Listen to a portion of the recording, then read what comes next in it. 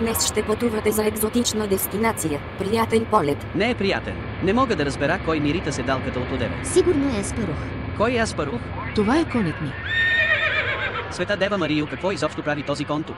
Хани няма как да отида на почивка без домашния си любимец. Знаехте ли, че ако си вземеш парите от крадеца, който те е ограбил, всъщност крадците вече стават двама? Стоп. Спри На вече. никой не му пука. Малелелелелелели, много се вълнува. Най-накрая отиваме на екзотична дестинация. Ами ако е Дубай? Омъга домъкнала си както съд си.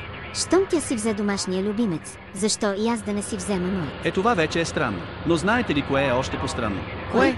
Когато пинете малко от чаша с вода, тя не е наполовина празна, а всъщност е наполовина пълна. Ще сгазиш Лука. Ходиш по тънък. Внимавай в картинката да не изхвърчиш през аварийният изход. Запушете му устата с нещо. Бих му я запушил с нещо хаштаг, но хомо иначе бих. Пригответе се за кацане. Най-накрая време за релакс, чужда държава. Кацнахме. Добре дошли на Марс. Еха. Уникално е. Бързо направете